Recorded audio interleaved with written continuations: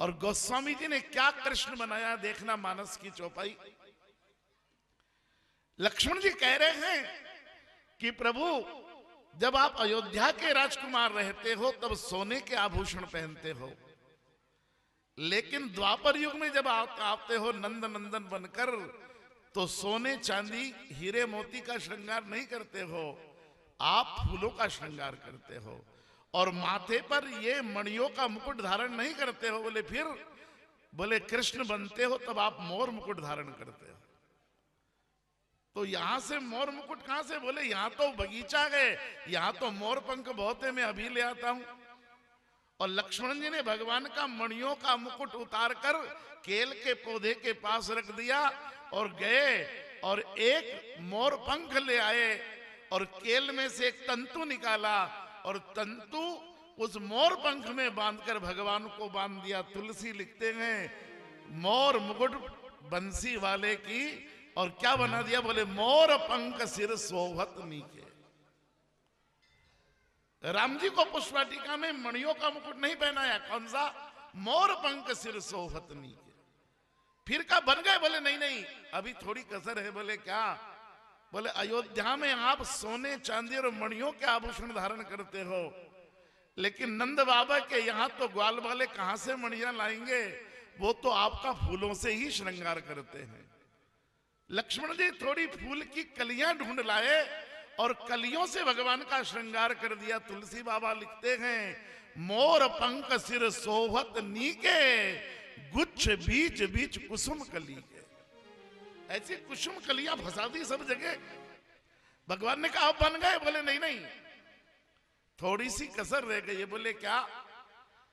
बोले जब आप राम रूप में रहते हो ना तो मर्यादा में रहते हो तो भक्ति सीधी रहती है, लेकिन कृष्ण बनकर आते हो तो थोड़े टेढ़े काम करते हो ना तो आपकी भक्ति थोड़ी टेढ़ी हो जाती है।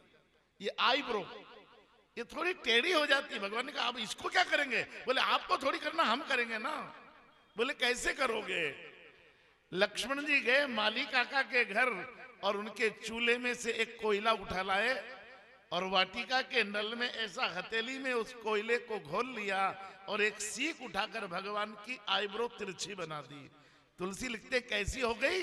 बोले विकट भ्रक्ति, भ्रक्ति टेढ़ी कर दी। भगवान का आप बन गए? बोले नहीं नहीं थोड़ा कृष्ण बनने में अभी कसर है। बोले मतलब? बोले विकट भ्रक्ति, राम रहते हैं तब आप बालों को जो संवारते हैं ना, जो कंघी करते हैं ना तो बाल सीधे सीधे रखते हो, पर द्वापर युग में तो आपको गोपियों को उलझाना रहता है ना तो आप बाल घुंघराले रखते हो, तो यहां बाल थोड़े घुंघराले करना पड़ेंगे। बोले हम कैसे करेंगे? बोले आपको थोड़ी करना, हम करेंगे ना। लखन जी ने बबल के पेड़ पर जो गोंद लगी थी वहां से थोड़ी गोंद लाए, एक पलाश के पत्ते का दोना बनाया, उसमें गोंद घोल दी और भगवान को लगा दी और 2 लकड़ियों से ऐसे बाल गोल गोल कर दिए और धूप में बिठा दिया। 10 मिनट धूप में बैठो। इतने में तो बाल घुंघराले हो गए। विकट भ्रक्ति कच घूंगर वाले। भगवान ने कहा बन गए? बोले नहीं नहीं थोड़ी सी कसर है। भगवान ने कहा अब और क्या कसर रह गई? बोले राम रूप में रहते हो तब बहुत मर्यादा रहती है, तो आपकी आंखों में नीलिमा रंग रहता है, लेकिन कृष्ण बनते हो तो प्यार में सराबोर रहते हो और प्यार वाली आंखों में तो लाल ही रंग रहता है। तो फिर लाल, उन्होंने कंकु की डिब्बी निकाली, कंकु घोला और राम जी की आंखों के नीचे कंकु लाल रंग का लगा दिया। डिब्बी नीचे रखकर कृष्ण कहने लगे वाह वाह कितने सुंदर, ये धनुष बाण नीचे रखो। नीचे रख दिया। एक लकड़ी की बांसुरी दे दी हाथ में और कहा पूरे कृष्ण बन गए हो। कैसे? तुलसी गाते हैं मोर पंख सिर सोभत नीके, गुच्छ बीच बीच कुसुम कली के, नव सरोज लोचन रत्नारे, विकट भ्रक्ति कज घूंगर वाले। अब पूरे कृष्ण बन गए हैं और लक्ष्मण जी ने उछक कर जय जयकार कर दी। बोलो मोर मुकुट बंसी वाले की जय। और आइए गाइए तुलसी ने जो राम को कृष्ण बनाया। मोर पंख सिर सोहतने के मोर पंख सिर सोहतनी के मोर पंख सिर सोहतने के मोर पंख सिर सोहतनी के कुछ बीच बीच कुसुम कली के कुछ बीच बीच कुसुम कली के कुछ बीच बीच कुसुम कली के कुछ बीच बीच कुसुम कली के विकट प्रकुटि कछ घूंघर वाले विकट प्रकुटि कछ घूंघर वाले विकट प्रकुटि कछ घूंघर वाले विकट प्रकुटि कछ घूंघर वाले नौ सरोज लो चन रत्नारे नव सरोज लो चन रत्नारे नौ सरोज लो चन रत्नारे नव सरोज लो चन रत्नारे श्री राम जय राम जय जय रामा श्री राम जय राम जय जय रामा श्री राम जय राम जय जय रामा श्री राम जय राम जय जय राम रामचंद्र भगवान की जय। और भगवान राम राघव से माधव बन गए, कृष्ण से बन गए, राम से कृष्ण बन गए, मर्यादा पुरुषोत्तम से लीला पुरुषोत्तम बन गए और उचक उचक कर फूल तोड़ने लगे। जितने नौजवान मित्र यहां बैठे मेरी एक बात सुन लेना, जब भगवान उचक उचक कर फूल तोड़ने लगे तो भगवान के माथे पर पसीने की बूंद आ गई। और बाबा तुलसी लिखते हैं कि वो पसीने की बूंद क्या है, तब सावधानी से सुनो। हम ब्राह्मण लोग आपसे बहुत आग्रह करते हैं कि अगर सनातनी हो तो आपको तिलक लगाना चाहिए, पर हमारे यहां एक अवस्था ऐसी आती है कि फिर तिलक लगाया भी नहीं जाता। सन्यासी तिलक नहीं लगाता, परमहंस तिलक नहीं लगाता। पर अगर आप किसी परंपरा में हैं तो तिलक जरूर लगाना। चंदन का तिलक लगाना कि केसर का तिलक लगाना कि कंकु का तिलक लगाना कि गुरु की चरण रज का तिलक लगाना कि ब्रज की रज का तिलक लगाना कि यज्ञ की भस्म का तिलक लगाना, पर तुलसी ने क्रांति कर दी है यहां। मेरे नौजवान मित्रों सावधानी से सुनना, तुलसी कहते इनसे ऊपर भी एक तिलक है। बोले कौन सा? बोले भाल तिलक श्रम बिंदु सुहाए। भगवान मेहनत कर रहे हैं फूल तोड़ने की, और उस मेहनत में माथे पर जो पसीना आया, बोले मेहनत में बहाए गए पसीने से बड़ा तिलक दुनिया में कोई दूसरा नहीं होता। भाल तिलक श्रम बिंदु सुहाए। परिश्रम करते करते माथे पर जो पसीने की बूंद छलछला आए ना, तो समझना कि आपकी पूजा हो गई है। यही कर्म ही पूजा है। मेहनत में बहाए गए पसीने से ज्यादा बड़ी पूजा कोई नहीं होती। इसलिए बाबा तुलसी को लिखना पड़ा मेरे राघवेंद्र सरकार के बारे में कि भाल तिलक श्रम बिंदु। आप चंदन का तिलक लगाओ, स्वागत है। आप केसर का तिलक लगाओ, आप कुमकुम का तिलक लगाओ, लेकिन पसीने की बूंद जब माथे पर छलछलाती है, वो दुनिया का सबसे बड़ा तिलक है। इसलिए तुलसी को लिखना पड़ा भाल तिलक श्रम बिंदु।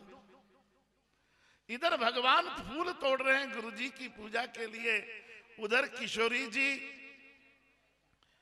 आई हैं राजराजेश्वरी की पूजा करने के लिए, और एक सखी ने राम जी को देख लिया दौड़ी दौड़ी गई जानकी जी के पास, जानकी जानकी जानकी। क्या? बोले 3 दिनों में जिन्होंने जनकपुर को पागल कर दिया है, चौराहे पर चौपाल पर उन्हीं की चर्चा है, हाट में बाजार में उन्हीं की चर्चा है, चौके चूल्हे के पास उन्हीं की चर्चा है, गली बाजार में उन्हीं की चर्चा है। वही राम लखन, वही अयोध्या के राजकुमार यहां वाटिका में आए हैं, तुम्हें देखना है? जानकी जी ने कहा मुझे जरूर उनके दर्शन करना है। सारा जनकपुर उनको देख चुका है, बस मैं ही देखने में बाकी। आप बुरा ना मानो तो एक बात कहूं, मेरी बेटियां जितनी यहां बैठी है, मेरी बेटी की उम्र की वो माफ करना, और तुलसी का एक दर्शन सुनना।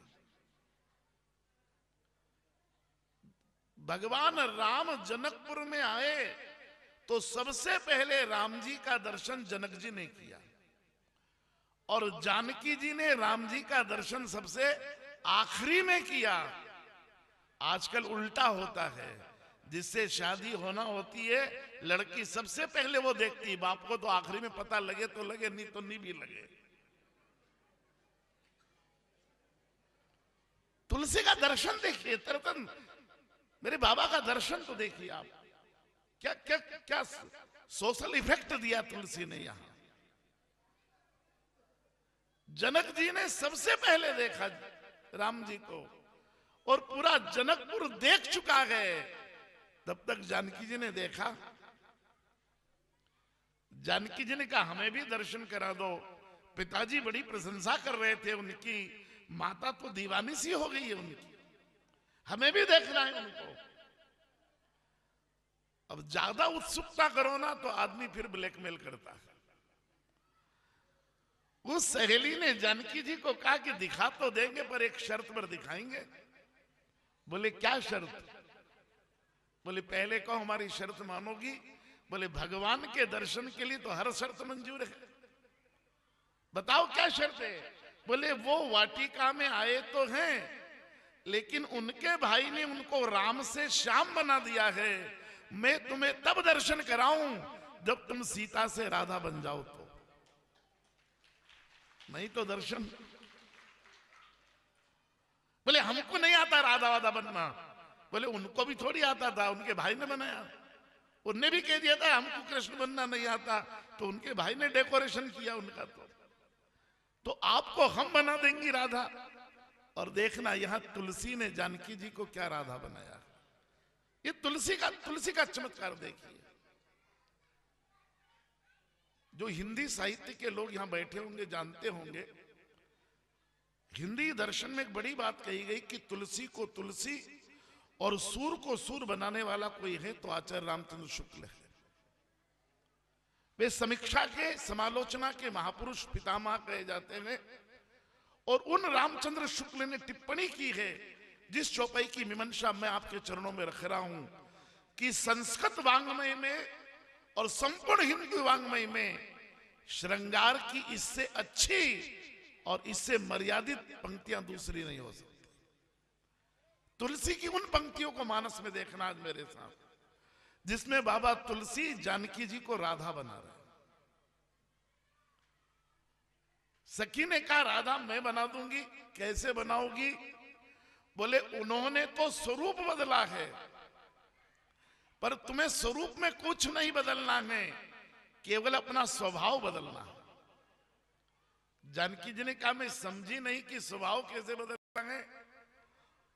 बोले दोनों अवतारों में अंतर है।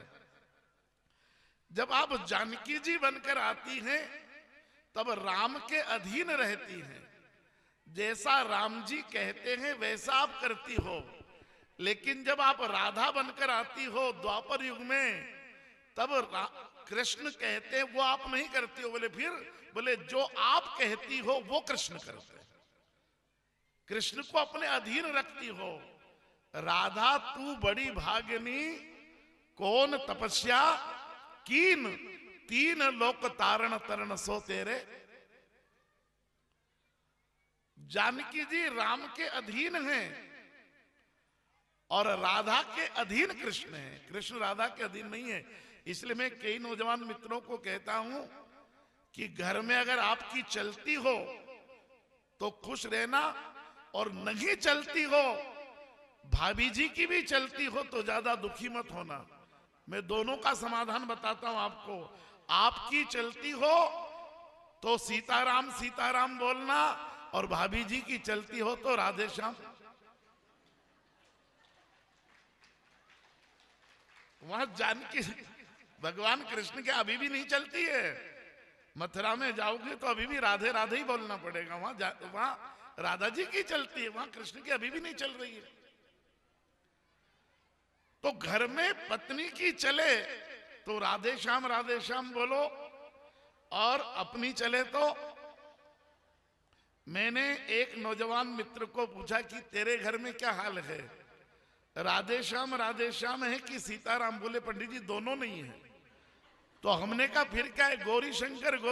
बोले गौरी शंकर भी नहीं है। बोले फिर?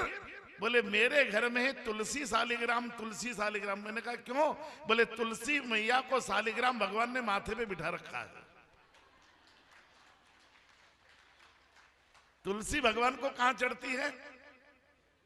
तो यहां ये बैठे ना, इनमें से 4-5 सालिग्राम होंगे, ऐसा नहीं कि नहीं होंगे। बिठाई रखी होगी निश्चित 2-4 लोगों ने सिर पे। हाँ, कुछ तो ड्राइवर बन के आए होंगे, यहां लेके आए होंगे आपको। तो तुलसी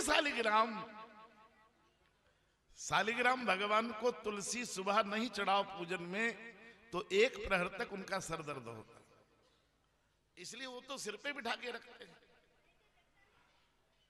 सखी ने कहा कि अगर आप राधा बनो तो मैं दर्शन कराऊं। बोले स्वरूप नहीं, स्वभाव बदलना है। जानकी जी ने कहा स्वभाव में क्या करना है? बोले जिन राम जी ने 3 दिन में पूरे जनकपुर का हृदय जीत लिया है, सारा जनकपुर उन्हीं की प्रशंसा कर रहा है, अगर उन राम जी को आप जीत लो तो हम समझे कि तुम राधा बन गई। कुछ ऐसा करो कि आप जिन राम ने जनकपुर को जीता, सारा जनकपुर जिनके पीछे दौड़ रहा है, वो राम आपके पीछे दौड़ने लगे तो समझे कि आप राधा। जानकी जी ने कहा दर्शन करना है तो ये भी रिस्क उठाएंगे, चलो करते हैं। और अब श्री जानकी जी राधा बनकर चली है, और जिस नजाकत से, जिस मर्म के साथ चली है, सावधानी से देना। एक शालीन स्त्री जब चलती है, मर्यादा में कोई माता चलती है तो कैसे चलती है? पहले दाहिना पैर आगे निकालती है, बायां हाथ पीछे जाता है, फिर बायां पैर आगे आता, फिर दाहिना। लेकिन कोई नजाकत में चलता है तो कैसे चलता है? पहले पैर नहीं निकलता नजाकत में, जो को थोड़ा इतरा के चलता है, किसी को इंप्रेस करने के लिए चलता है। तो फिर कैसे चलती है स्त्री? बोले जब इतरा कर कोई स्त्री चलती है तो पहले हाथ निकलता है, फिर पैर नहीं निकलता, फिर कमर निकलती है, फिर आखिरी में पांव निकलता है। आप देखना कोई इतरा के चले तो, पर अपनी रिस्क पे गड़बड़ हो जाए तो मैं जिम्मेदार नहीं हूं। नहीं तो आपको पंडित जी पिटवा दिया तो ये अपन जिम्मेदार नहीं है। ये आप अपनी रिस्क पर देखना, किसी को देखना हो। लेकिन मनोविज्ञान कहता है कि मनुष्य को प्रत्येक वस्तुओं का अवलोकन करना चाहिए। तब तक आप किसी मनुष्य को पढ़ नहीं पाओगे, तब तक आपको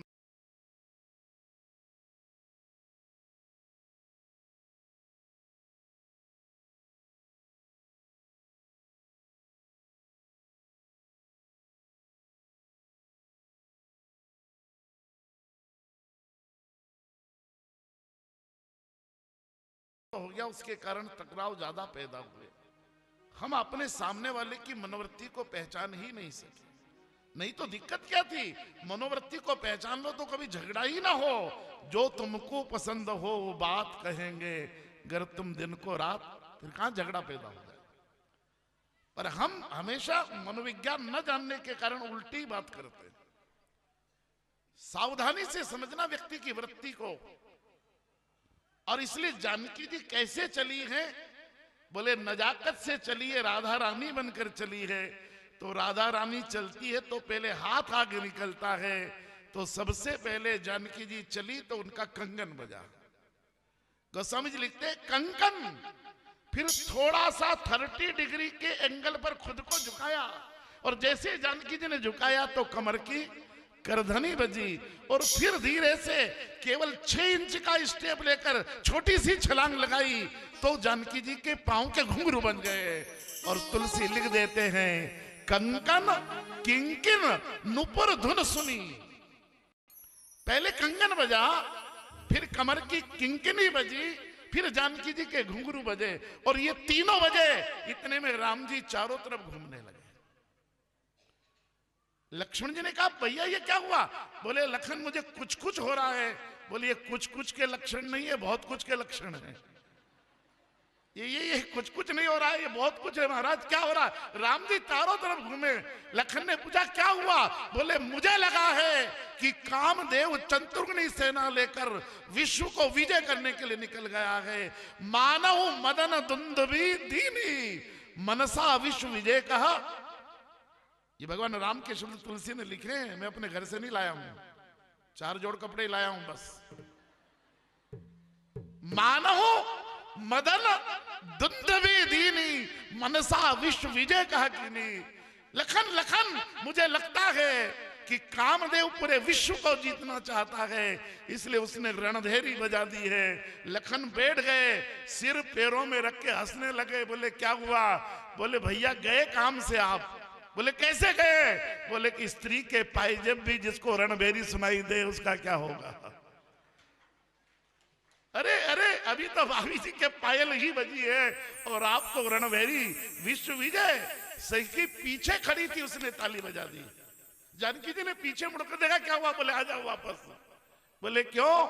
बोले जिन राम को जनकपुर को जीतने में 3 दिन लगे, हमारी जानकी ने एक ही चरण में जीत लिया, अभी दूसरा तो रखा भी नहीं।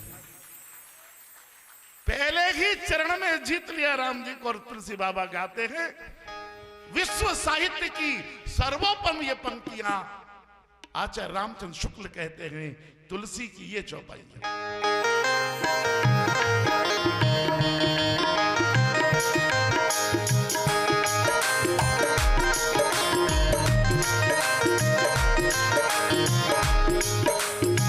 कंकन किंकिन नुपुर धुनी सुने। कन किंकिन नुपुर धुनी सुनी। कहत लखन सुन राम हृदय गुण। कहत लखन सुन राम हृदय दुनी। मानव मदन दुंदुभी दीनी। मानव मदन दुंदुभी दीनी। मानव मदन दुंदुभी दीनी। मानव मदन दुंदुभी दीनी। मनसा विश्व विजय कह कीनी। मनसा विश्व विजय कह कीनी। मनसा विश्व विजय कह कीनी। मनसा विश्व विजय कह कीनी।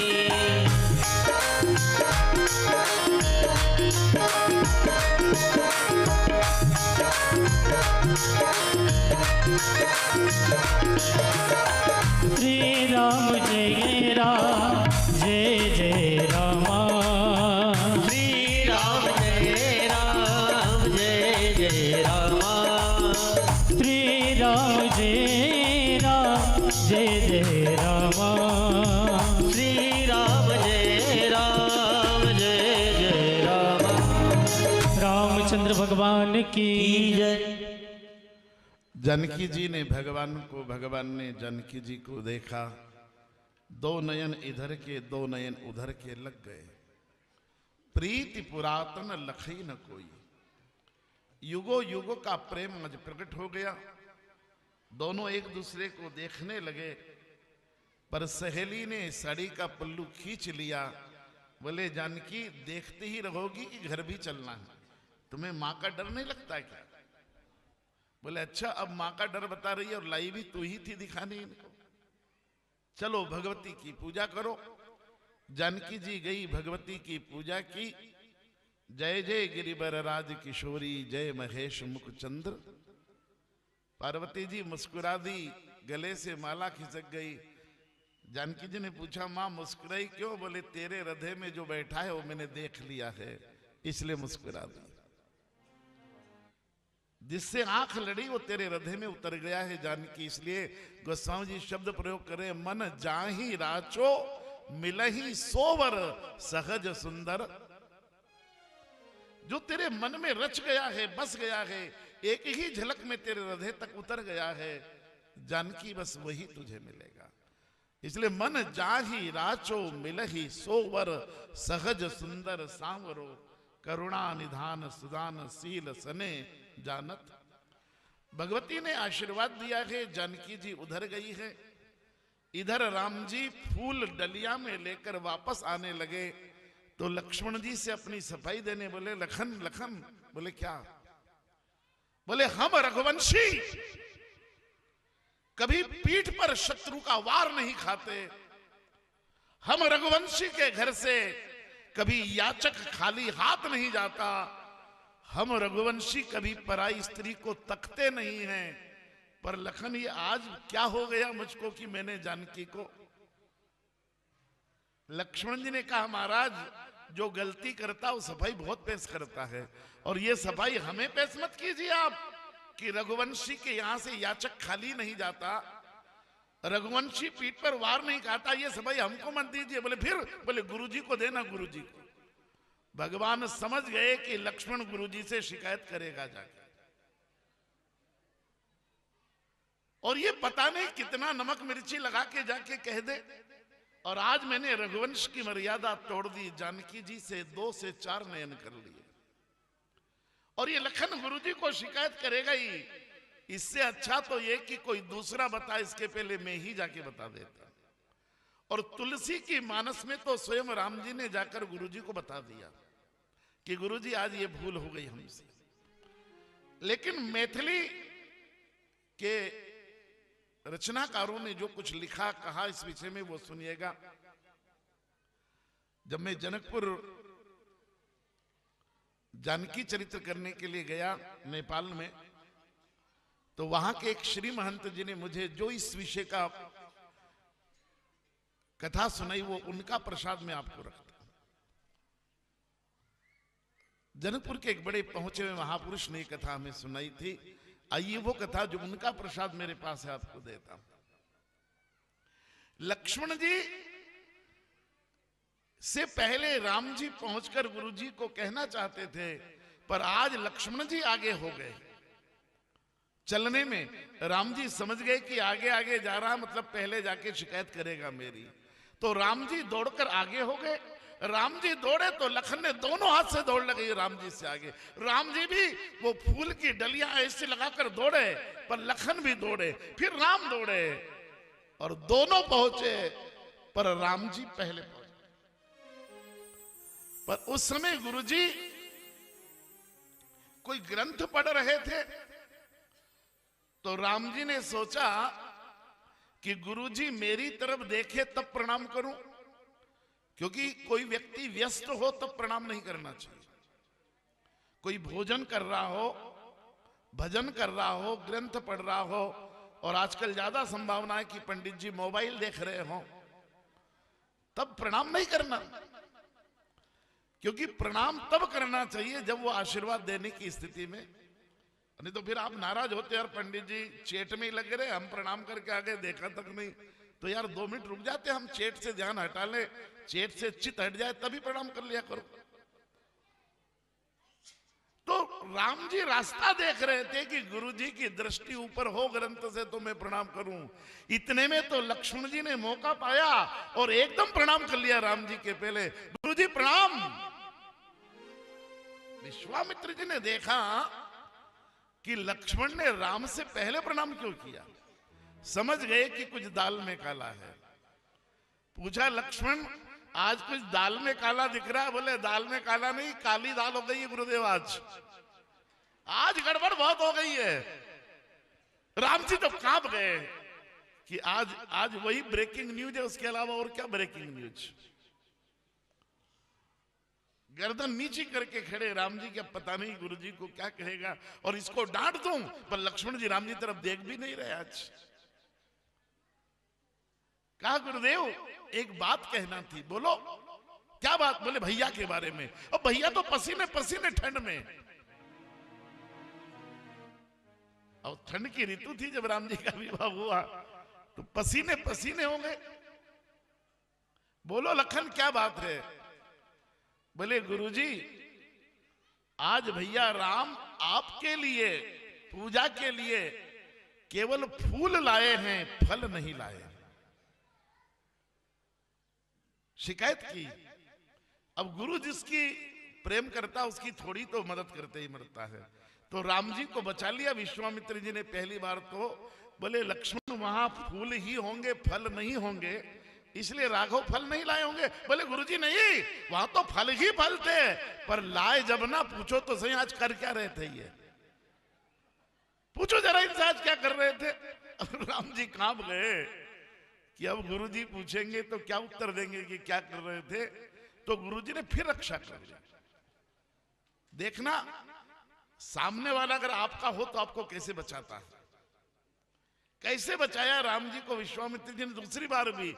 बोले नहीं नहीं लखन, वहां फल तो होंगे, पर फल कच्चे होंगे, और कच्चे फल तोड़ना वृक्षों से और कच्ची कलियां तोड़ना पौधों से ये नैसर्गिक अपराध है। इसलिए मेरा राम न कच्चे फल तोड़ता है न कच्ची कलियां तोड़ता है, इसलिए नहीं लाया होगा। अरे गुरुजी क्या बात करते हो, पके ही पके फल थे और बहुत सारे तो गिरे हुए भी थे, पर ये लाए जब ना। जरा पूछो तो सही कर क्या रहे थे। विश्वामित्र जी ने फिर राम जी की बचाव किया। देखना क्या है, जब जज ही आपका एडवोकेट बन जाए तब देखना क्या होता है। कहा नहीं नहीं, वहां फल भी होंगे पके भी होंगे, लेकिन माली ने लाने से मना कर दिया होगा कि केवल फूल ले जाओ, फल तो महाराज जनक के दरबार में जाते होंगे ना, राजमहल जाते होंगे। बोले नहीं गुरुजी, माली काका ने तो कहा था जो चाहो वो ले जाओ, फल ले जाओ, फूल ले जाओ, बिलपत ले जाओ, दुर्वा ले जाओ, पर ये लाए जब ना। ये कर क्या रहे थे जरा पूछो तो सही। अब विश्वामित्र जी ने कहा मैंने 3 बार राम की रक्षा कर ली, इससे ज्यादा करूंगा तो कहेगा कि पार्सलिटी करते हो आप। तो चलो लक्ष्मण कह रहा तो पूछ ही लेता हूं। और जैसे ही विश्वामित्र जी राम जी की तरफ घूमे, राम पानी आंख में से कांप रहे हैं। पर गुरुजी ने क्या सोकास नोटिस दिया, देखना क्या गजब का। जो मूल पॉइंट था उसको हटा ही दिया। विश्वामित्र जी ने केवल इतना पूछा कि राम ये लक्ष्मण बार बार कह रहा है कि आज फूल ही लाए फल नहीं लाए, तो राम बताओ ना कि फूल ही क्यों लाए फल क्यों नहीं लाए। ये क्या कर रहे थे वाला तो डिलीट ही कर दिया उन्होंने। बोले क्या बताओ, ये फूल ही लाए फल क्यों नहीं लाए। राम जी को मौका मिल गया। जो फूल लाए थे उनमें से अंजलि भर फूल राम जी ने लिए और विश्वामित्र जी के चरणों में चढ़ा दिए और कहा गुरुदेव आप गुरु हैं, हम शिष्य हैं, शिष्य तो फूल ही चढ़ा सकता है, फल देना तो सदगुरु का काम है, हम सदगुरु को फल कैसे दे सकते। फल तो सदगुरु देता है, हम तो फूल ही चढ़ा सकते हैं, और इससे ज्यादा क्या सामर्थ्य। विश्वामित्र जी इतने प्रसन्न हुए राम जी से कि तुमने फूल चढ़ाए तो फल मैं देता हूं, पर ये लखन ज्यादा बोल रहा तो पहले इसको। किसी की बोलती बंद करना हो तो थोड़ा दे दा के चुप कर दो। तो पहला हाथ उन्होंने लक्ष्मण जी के माथे पर रख दिया और फिर राम जी के माथे पर रख दिया और दोनों को फल दे दिया कि राम फूल तुमने चढ़ाए, फल मैं दोनों को देता हूं। बोले क्या, बोले सुफल मनोरथ हो ये तुम्हारे, राम लखन सुनि भय। सुफल मनोरथ हो ही तुम्हारे, राम लखन सुन